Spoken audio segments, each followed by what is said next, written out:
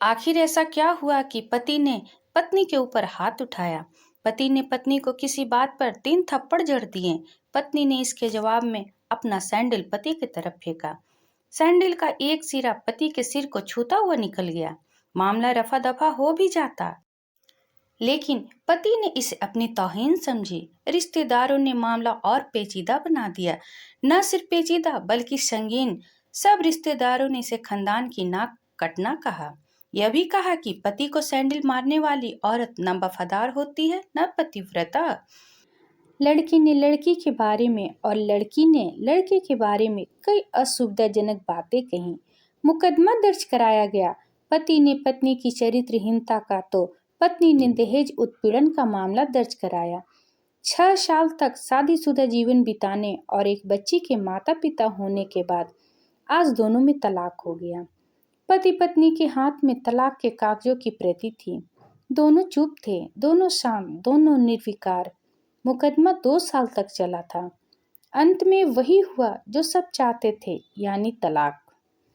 यह महज इत्तेफाक ही था कि दोनों पक्षों के रिश्तेदार एक ही टी स्टॉल पर बैठे कोल्ड ड्रिंक्स लिया। यह भी महज इत्तेफाक ही था कि तलाकशुदा पति पत्नी एक ही मेज के आमने सामने जा बैठे। लकड़ी की बेंच और वो दोनों कांग्रेचुलेशन, आप जो चाहते थे वही हुआ। स्त्री ने कहा, तुम्हें भी बधाई, तुमने भी तो तलाक देकर जीत हासिल की। पुरुष बोला, तलाक क्या जीत का प्रतीक होता है? स्त्री ने पूछा, तुम बताओ। पुरुष के पूछने पर स्त्री ने जवाब नहीं दिया। वो चुपचाप बैठी रही। फिर बोली, तुमने मुझे चरित्रहीन कहा था। अच्छा हुआ अब तुम्हारा चरित्रहीन स्त्री से पीछा छूटा। वो मेरी गलती थी, मुझे ऐसा नहीं करना चाहिए था। पुरुष बोला, मैंने बहुत मानसिक तनाव झेली है। स्त्री की आवाज सपाट थी, न दुख न गुस्सा। जानता हूँ, पुरुष इसी हथियार से स्त्री पर वार करता है, जो स्त्री के मन और आत्मा को लहूलुहान कर देता है। तुम बहुत उज्जवल हो, मुझे तुम्हारे बारे में ऐसी गंदी बात नहीं करनी चाहिए थी। मुझे बेहद अफसोस है, पुरुष ने कहा। स्त्री चुप रही। उसने एक बार पुरुष को देखा। कुछ पल चुप रहने के बाद पुरुष ने गहरी सांस ली और कहा, तुमने भी तो मुझे दहेज का लोभी कहा था। गलत कहा था।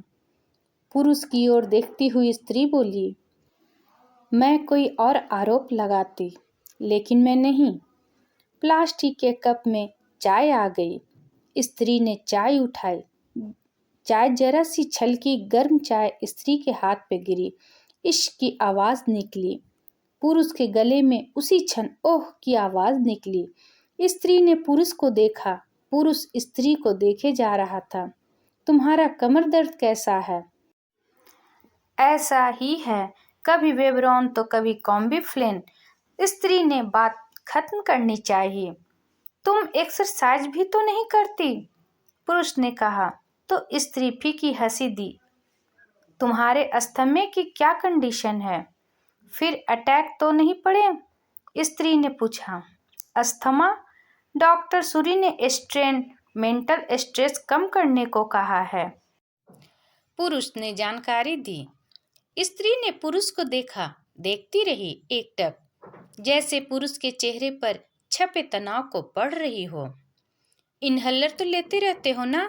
स्त्री ने पुरुष के चेहरे से नजरें हटाई और पूछा। हाँ, लेते रहता हूँ। आज लाना याद नहीं रहा, पुरुष ने कहा। तभी आज तुम्हारी सांसें उखड़ी उखड़ी सी है, स्त्री ने हमदर्द लहजे में कहा। हाँ, कुछ इस वजह से और कुछ, पुरुष कहते कहते रुक गया। कुछ तनाव के कारण, स्त्री ने बात पूरी की।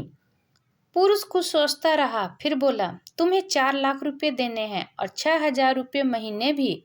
हाँ, फिर स्त्री ने पूछा, वसुंधरा में फ्लैट है? तुम्हें तो पता है, मैं उसे तुम्हारे नाम कर देता हूँ। 4 लाख रुपए फिलहाल मेरे पास नहीं है, पुरुष ने अपने मन की बात कही। वसुंधरा वाले फ्लैट की कीमत तो 20 लाख रुपए होगी, मुझे सिर्फ 4 लाख रुपए चाहिए, स्त्री ने स्पष्ट किया। बिटिया बड़ी होगी, 100 खर्चे होते हैं, पुरुष ने कहा। वो तुम ₹6000 महीना मुझे देते रहोगे? स्त्री बोली, हाँ जरूर दूंगा। 4 लाख रुपया अगर तुम्हारे पास नहीं है तो मुझे मत देना। स्त्री ने कहा। उसके स्वर में पुराने संबंधों की गढ़ थी। पुरुष उसका चेहरा देखते रहा। कितनी सहृदय और कितनी सुंदर लग रही है, सामने बैठी स्त्री जो कभी उसकी पत्नी हुआ करती थी। स्त्री पुरुष को देख रही थी और सोच रही थी, कितना सरल स्वभाव का है यह पुरुष जो कभी उसका पति हुआ करता था। कितना प्यार करता था उससे। एक बार हरिद्वार में जब वह गंगा में स्नान कर रही थी तो उसके हाथ से जंजीर छूट गई। फिर पागलों की तरह वह बचाने चला आया था उसे। खुद तैरना नहीं आता था लाट साहब को और मुझे बचाने की कोशिश करता रहा था। कितना अच्छा है, मैं ही खोट निकालती रही। पुरुष एकटक स्त्री को देख रहा था और सोच रहा था, कितना ध्यान रखती थी। स्टीम के लिए पानी उबाल कर जग में डाल देती।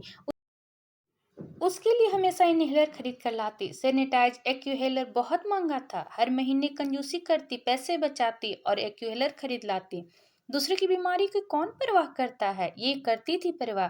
कभी जाहिर भी नहीं होने देती थी। कितनी संवेदना थी इसमें।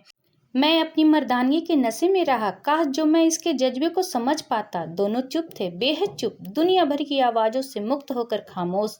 दोनों भींगी आंखों से एक दूसरे को देखते रहे। मुझे एक बात कहनी है, उसकी आवाज में झिझक थी। कहो। स्त्री ने सजल आंखों से उसे देखा। डरता हूँ, पुरुष ने कहा। डरो मत, हो सकता है तुम्हारी बात मेरे मन की बात हो। स्त्री ने कहा, तुम बहुत याद आती रही। पुरुष बोला, तुम भी। स्त्री ने कहा, मैं तुम्हें अब भी प्रेम करता हूँ। मैं भी। स्त्री ने कहा। दोनों की आंखें कुछ ज्यादा ही सजल हो गई थी। दोनों की आवाज में जज्बाती और चेहरे मासूम। क्या हम दोनों जीवन के नए मोड़ नहीं दे सकते? पुरुष ने पूछा। कौन सा मोड़? हम फिर से साथ साथ रहने लगे, एक साथ पति पत्नी बनकर, बहुत अच्छे दोस्त बनकर। ये पेपर? स्त्री ने पूछा। फाड़ देते हैं, पुरुष ने कहा और अपने हाथ में तलाक के कागजात को फाड़ दिए। फिर स्त्री ने वही किया। दोनों उठ खड़े हुए, एक दूसरे के हाथ में हाथ डालकर मुस्कुराए। दोनों पक्षों के रिश्तेदार हैरान परेशान थे। दोनों पति पत्नी हाथ में हाथ डाले घर की तरफ चल गए। घर जो सिर्फ और सिर्फ पति पत्नी का था। पति पत्नी में प्यार और तकरार एक ही सिक्के के दो पहलू हैं। जरा सी बात पर कोई ऐसा फैसला न ले कि आपको जिंदगी भर अफसोस हो। आशा करती हूँ ये कहानी आपको पसंद आई होगी। अगर पसंद आया तो प्लीज़ लाइक एंड सब्सक्राइब करना ना भूलें। इसी तरह और भी कहानी सुनने के लिए कृपया बेल आइकन बटन को दबाना ना भूलें। वीडियो देखने के लिए आपका बहुत बहुत धन्यवाद।